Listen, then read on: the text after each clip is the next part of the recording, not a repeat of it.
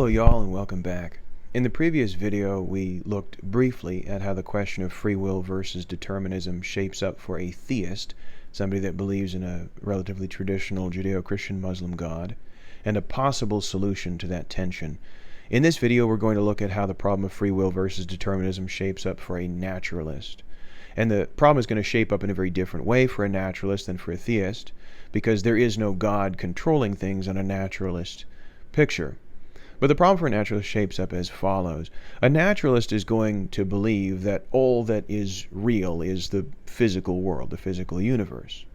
But this entails the belief that everything that happens is in some sense determined by two factors. One factor is going to be the initial state of the universe. The majority of naturalists still subscribe to the predominant cosmological model known colloquially as the Big Bang theory, on which there was a first moment to the universe. Some subscribe to an eternal universe model on which there is no beginning. But in either case, everything in the universe is going to be subject, with no exceptions, to the laws governing the behavior of matter. And the laws governing the behavior of matter run everything. There's nothing coming in from outside, as it were, to make an exception to those laws. Pardon me, my low battery warning. Nothing coming in from outside to make an exception to those laws. If there is, the view ceases to be naturalism. If there's something coming in saying, well, you don't have to apply the law in this case, that would be what we would call a miracle, right? And of course, naturalists don't believe in miracles. But if everything that happens is determined by the initial state of the universe and the laws governing the behavior of matter, then everything that I do is some stage in a very, very long chain of events, a very long chain reaction that begins when the universe begins. But then, of course, I don't have any choice about it. I don't have any choice about whether I go to my office, record these videos. And the problem there that arises has to do with moral responsibility. Because not just our political and legal system, but every aspect of our ordinary psychology operates on the assumption that human beings are and can and should be held morally responsible for certain things that we do. Somebody that kills someone, steals something, harms a child, we don't just hold them legally responsible. I mean, obviously we do, although that's kind of a separate question. But we hold them morally responsible for doing that, and we apply this principle in every aspect of our everyday life and thinking. But of course, if what they did was determined from the first moment of the universe, then they didn't have a choice in the matter. And we hold that if you don't have a choice in the matter about something, then you shouldn't be held morally responsible. There are a number of beautiful Catholic churches here in San Antonio. One particularly spectacular one is north of here in Fredericksburg, St. Mary's Church. So supposing I'm walking down the street in historic Fredericksburg and some hooligans grab me and throw me bodily through this beautiful stained glass window of St. Mary's Church, and I shatter it. Well, I shattered it. I mean, I did it. Dan Herrick did it. But nobody would hold me morally responsible for that, because it's obvious that I didn't choose to do it. I wasn't the agent responsible for the motion of my body. So too, if somebody really doesn't choose to do something, we know that they're not morally responsible for something. And this is why children are not held morally responsible to the same degree that adults are, and very small children are not held morally responsible to anything like the same degree as adults are, because they do not have a fully developed faculty of reason and rational choice. So there's a clear tension here between the metaphysics and the ethics.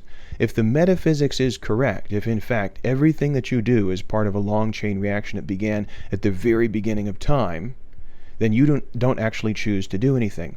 But in that case, the moral analysis that we give to actions that you don't perform freely applies there, in which case you wouldn't be held morally responsible. But we know at an ethical level that people should be held morally responsible. A guy who gets drunk and goes out and drives his car really fast through a neighborhood and hits and kills a child should be held morally responsible for that. He shouldn't be treated as somebody who had no choice in the matter, because he clearly did have a choice. So there's a tension here, and it's not obvious how you would resolve this from a naturalist perspective.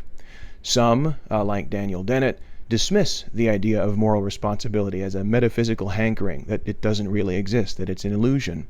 But I'd like to think that morality is more deeply grounded and sounder than just a hankering. There are potential ways you could resolve it, and a compatibilist obviously would go about an analysis that would go on something like the following lines. So many, not all of you, are taking my online class. And at the end of every module, you take a 4-question Canvas quiz. So supposing one day I say, I want this module that I'm designing to be one where everybody gets 100 on the quiz. So I go into Canvas and I rig it so that anybody who even opens the quiz is going to get 100 at the end of it. And you don't know this, but if you enter incorrect, correct, you only click one answer, whatever, no matter what, you get 100. Now, supposing that you, being a good student, which I'm sure you are, you study really carefully. So you watch the videos, you take good notes, you go into the quiz totally ready. And you take the quiz and you happen to answer all correct answers. So you get 4 out of 4. What happens when you click submit quiz? Well, you're going to get 100. Did you have any choice about whether or not you were going to get 100? Absolutely not. I rigged it so you were going to get 100. But can you still be held morally responsible in some sense for being a good student, for studying well? Yeah, it seems like our moral analysis of your responsibility, at least as exercised in this area, is sound. And similar analyses are run by compatibilists who say, despite the fact that the outcome of our actions is determined, holding somebody morally responsible still does make some sort of meaningful sense. And they give analogies of the kind that I gave there. So this is the way that this would shape up for a naturalist and a possible solution. The problem, I think, is a thorny one, and it's not one that I'm just sort of, making up. Obviously, it's a fairly big deal. I once TA'd in graduate school for a very prominent metaphysicist who was also a prominent atheist, and he presented the question of free will versus determinism in this context and raised the problem of moral responsibility. And then he didn't offer any solution to it. He didn't say, well, this is an illusory problem because it's easily solved this way. He said, all right, that's it. Homework is read pages 120 through 130. See you on Wednesday.